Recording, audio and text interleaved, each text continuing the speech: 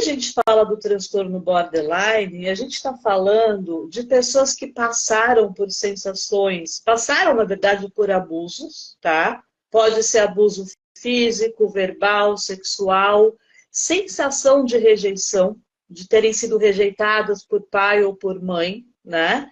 Então, assim, ou é uma sensação de ter sido, ou realmente foram Então rejeitados, pode né? ser só uma sensação de ter sido também. Pode ser, por exemplo, eu já atendi muita gente que ficou, quando criança, em UTI, em hospital, e teve a sensação que os pais não vinham visitar, né? Na verdade, os pais não podiam. Então, assim, ou crianças que precisavam ficar em creche durante muito tempo, então aquela sensação, por que a minha mãe está me deixando aqui?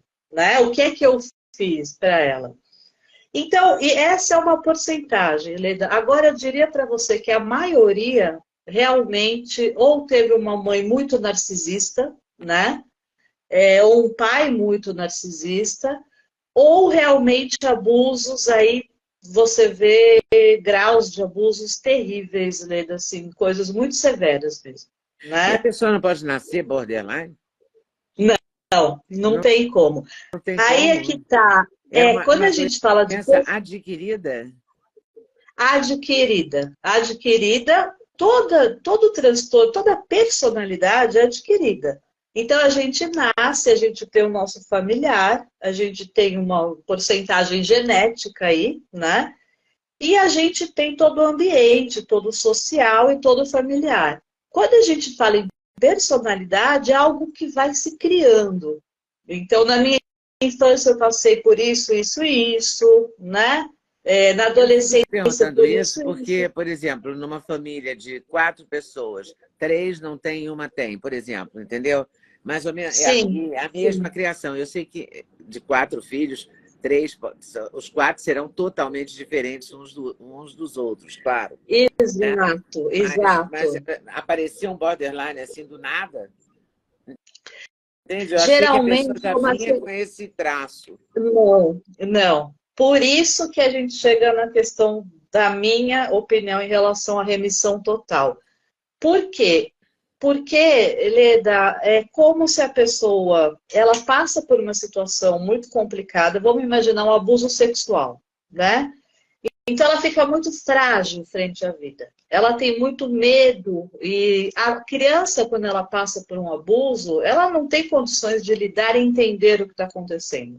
Na cabeça dela, é culpa dela. Ela fez algo para provocar esse abuso. Entende? Então, quando ela for adulta, caso ela tenha o borderline, ela vai começar a ter uma sensação muito grande de rejeição, um medo muito grande de rejeição e de abandono. Então, são relacionamentos muito fortes, intensos, tudo para a pessoa vem com muita intensidade, né? Só que ela tem esse pavor de ser abandonada. Então, grande parte das vezes aonde ela... E às vezes, Leda, a pessoa pode falar para ela assim, olha, eu estou indo até o mercado, já volto. Ela já pode ter essa sensação resgatada lá de trás da infância, de abandono, e ela vai ter essa sensação e vai falar, não, ele não vai só até o mercado, ele vai me deixar. E aí ela pode se automutilar, tentativas de suicídio, ela pode explodir, quebrar a casa inteira, quer dizer, ela tem surtos, tem crises, né? Então é uma Mas pessoa ela muito pode não impulsiva. ter sido abusada também, porque hoje em dia eu estou impressionada com o número de gente que declara abuso na Ah, infância. sim, Com todo sim. respeito, eu nunca tinha ouvido falar de tanto abuso como hoje se ouve. Eu não sei se a visibilidade é maior, se está se dando ouvido, entendeu? Se está Eu se dando acho que espaço, mais sim. espaço para as pessoas Mais espaço colocarem para isso, né, falar. essa questão, ou se realmente as pessoas eram abusadas e ficavam caladas, né? Porque é Exatamente, impressionante o exatamente. número de gente que sofreu abusos, né? Leda, é É assustador. impressionante que eu falo em relação a 10 anos atrás, que ninguém Sim, falava disso sim, com essa intensidade, né? exato. Eu acho que ainda tinha um tabu em relação a isso, e hoje a gente realmente fica sabendo mais. E o mais triste é que a maior parte dos casos são homens dentro da Dentro da família, família, né? né? Ou amigos da família, né? É Amigos impressionante que isso, né? frequentam, né? É muito, Leda, assim. Quando a gente trabalha com isso, a gente fica até um pouco, assim, incomodada e assustada no começo, porque você fala, não é possível, né? São abusos de anos, e assim, a mãe não percebe, é uma loucura mesmo.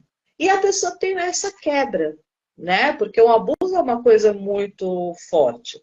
Então, o principal que eu falaria do borderline é realmente esse pavor de rejeição.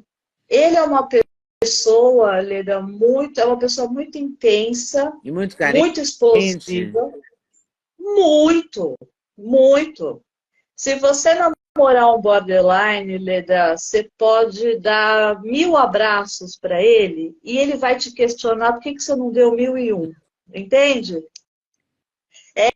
Essa sensação de que você nunca está me dando o suficiente, né?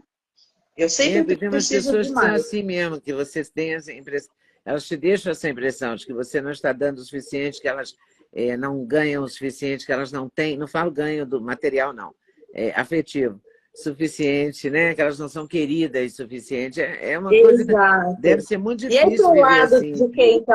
pro lado de quem está oferecendo, é muito complicado, porque para você que deu os 1000 abraços, você fala, poxa, eu estou me dedicando aqui nessa É relação, verdade. né?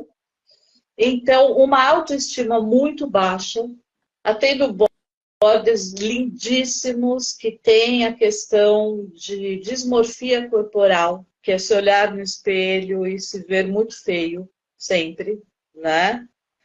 E, Leda, é importante a gente falar que borderline é um pouco, vamos falar de forma leiga, assim, está à beira da loucura. É como se a pessoa que É está ali limítrofe, beirando o né? surto.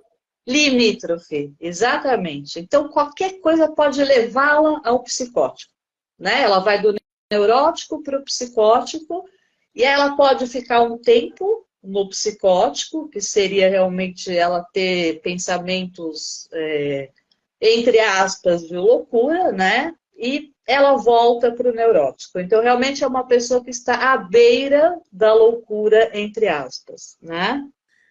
É Nossa. complicado. E como é que você fala que a cura é possível? Como é Como é que possível?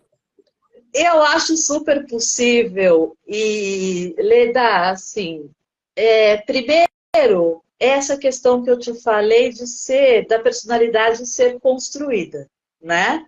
E eu acho isso lindo.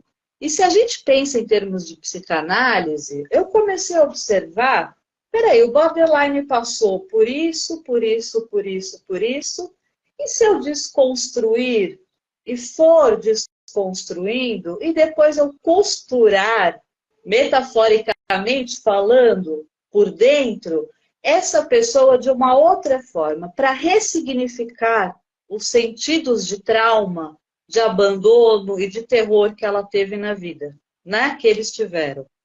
Você E aí, Leda, destruiria no sentido de acabar com, de destruir a carência, né? Para construir uma coisa melhor, é isso? É demolir para exatamente, construir de ressignificar. novo, né? Exato, exato. Então, pegar o momento onde a Leda me contou que houve um trauma e ressignificar isso com ela, né? Então, o que que eu fiz? Eu fiz um método meu, que eu chamei de método costura, e eu coloquei essa pessoa, vamos imaginar que ela tenha 40 anos de idade. Então, eu pego a pessoa com 40 e vou indo até a idade do trauma, que geralmente é muito pequena, né?